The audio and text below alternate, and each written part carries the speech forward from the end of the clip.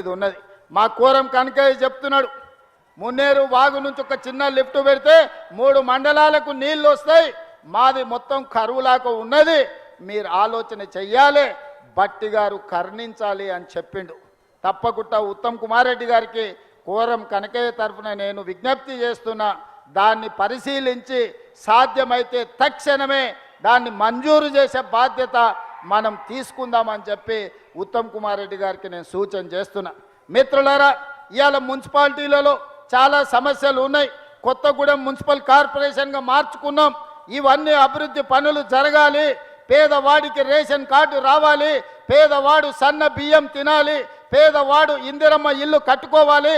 21,000 కోట్ల రూపాయలు 25,35,000 మంది రైతులకు రైతు రుణమాఫీ జరిగి ఈరోజు రైతు కనీసం మద్దతు ధరనే కాదు, ఆనాడు ఒరేస్తే ఊరేసుకున్నట్టే అని ఆయన చెప్పిండు. మా ఉత్తమన్న ఒరేయండి, సన్న ఒడ్లు పండించండి, 500 రూపాయలు బోనస్ ఇస్తామని తుమ్మల గారు ఉత్తమ్ గారు ఇవాళ చెప్పి 100 కోట్ల రూపాయలు 500 రూపాయల బోనస్ ఇచ్చి ఈరోజు రైతులను ఆదుకుంటున్నాం. ఈ విధంగా తెలంగాణ రాష్ట్రంలో ఒక మంచి పరిపాలన జరుగుతుంది.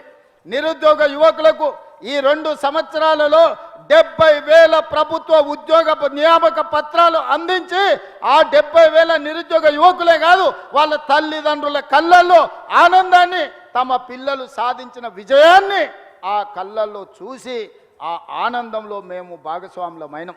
13 సార్లు నియామక పత్రాలు ఎల్బీ స్టేడియంలో, రవీంద్ర భారతిలో, శిల్పారామంలో నియామక పత్రాలు అందుకుంటున్న వాళ్ళనే కాదు, వాళ్ళ తల్లిదండ్రులను, వాళ్ళ కుటుంబ సభ్యులను కూడా పిలిచి వాళ్ళతో పంచభక్ష ప్రమాణాలతో భోజనం పెట్టి ప్రభుత్వ నియామక పత్రాలు ఈరోజు మనం అందించడం జరిగింది. అందుకే మిత్రులారా, మహిళలు నాకు ప్రత్యేకమైన అభిమానం. ఆడబిడ్డ చేతిలో నగదు ఉంటేనే ఆ సంసారం బాగుంటుంది. ఎప్పుడైతే ఆడబిడ్డ చేతిలో ఇంటి పెత్తనం ఉంటుందో ఆ ఇల్లు బాగుంటుంది. వెనకటికి పెద్దలు చెప్పారు, ఇల్లును చూడు ఇల్లాలను చూడని. ఇంటి ముందల అలికి ముగ్గులేసిన ఇల్లు సుఖ సంతోషాలతో ఉంటుంది.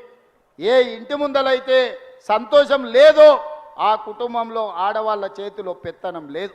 ఆడబిడ్డ చేతిలో నగదు ఉంటే పిల్లల చదువులకు, పండుగ పూట బట్టలకు ఉపయోగపడుతుంది. ఇంటాయన చేతిలో నగదు ఉంటే సాయంత్రం పూట చక్కగా పోయి బెల్ట్ షాపులు ఇచ్చొస్తాడు. అంతేనా? మా అక్కలు చెప్పాలి. అందుకే మన ప్రభుత్వం ఏర్పడ్డ తర్వాత ఈరోజు రాష్ట్రంలో దాదాపుగా 7,000 8,000 ప్రతి నెల 350 కోట్లు బట్టి విక్రమార్క గారు ఈ 25 నెలల్లో ఆర్టీసీలో ఆడబిడ్డల ఉచిత ప్రయాణానికి ఆర్టీసీ కార్పొరేషన్కు 1,000 కోట్ల రూపాయలు చెల్లించి ఆడబిడ్డలకు ఆర్టీసీ బస్సుల్లో ఉచిత ప్రయాణం ఇచ్చినాం. ఇక్కడ మా అక్కలు ఉంటే నేను అడగదలుచుకున్నా, లేదా టీవీ చూసా మా అక్కల్ని అడుగుతున్నా. ఈ ప్రభుత్వం వచ్చిన తర్వాత ఇందిరమ్మ రాజ్యంలో ఏ బస్సు అయినా ఎక్కండి, ఎక్కడికైనా వెళ్ళండి, అమ్మవారి దర్శనానికి వెళ్తారా, భద్రాద్రి రాముల వారి దర్శనానికి వెళ్తారా, యాదగిరిగుట్ట లక్ష్మీ నరసింహస్వామి దర్శనం చేసుకుంటారా, లేకపోతే అమ్మగారింటికి పోయి అమ్మను బలకరించి వస్తారా? ఎవరన్నా 1 రూపాయి బస్కి రా మిమ్మల్ని అడిగినరా?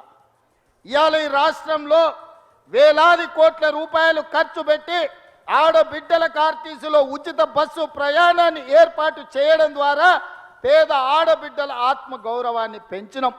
బస్సులో ఉచిత ప్రయాణమే కాదు, 1000 బస్సులు ఆడబిడ్డలే స్వయం సహాయక సంఘాలతో ఖరీదు చేసి ఆర్టీసీకే కిరాయికి పెట్టారు.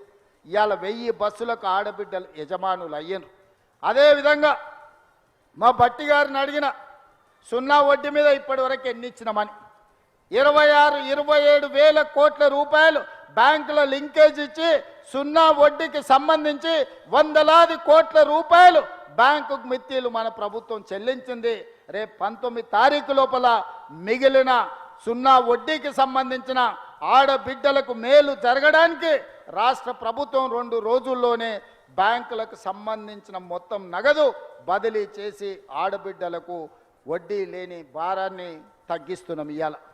అందుకే ఇవాళ ఈ రాష్ట్రంలో ఒక పక్కన నిరుద్యోగ యువకులు, ఇంకొక పక్కన విద్యార్థులు. ఆనాడు భోజనం లేదు, ఇవాళ వాళ్ళకు భోజనం ఛార్జెస్ భట్టి గారు 40% పెంచారు. కాస్మెటిక్ ఛార్జెస్ 200% పెంచారు. యంగ్ ఇండియా ఇంటిగ్రేటెడ్ స్కూళ్ళు 100 నియోజకవర్గాల 100 స్కూళ్ళు 22,000 కోట్ల రూపాయలతోటి ఈరోజు పనులను ప్రారంభించండు. స్కిల్ యూనివర్సిటీ తీసుకొచ్చినాం, స్పోర్ట్స్ యూనివర్సిటీ తీసుకొచ్చినాం. ఇవాళ ఈ విధంగా ముందుకు వెళ్తే రైతులకు రుణమాఫీ చేసినాం. రైతులు పండించిన పంటకు గిట్టుబాటు ధరతో పాటు 500 రూపాయల బోనస్ ఇవ్వడం జరిగింది మిత్రులారా. ఈ విధంగా ప్రతి వర్గానికి, ప్రతి సామాజిక వర్గానికి, ఆదివాసులు కావచ్చు, లంబాడాలు కావచ్చు, తండాలు కావచ్చు, గూడాలు కావచ్చు, మారుమూల పల్లెలు కావచ్చు, బీసీ కాలనీలు కావచ్చు, 40 సంవత్సరాల నుంచి ఒక రావణ కాష్టంగా మండుతున్న కేటగరైజేషన్, ఎస్సీ మాదిగ మాల కులాల వర్గీకరణను ఈరోజు దేశంలోనే పరిష్కరించిన మొదటి రాష్ట్రం తెలంగాణ రాష్ట్రం.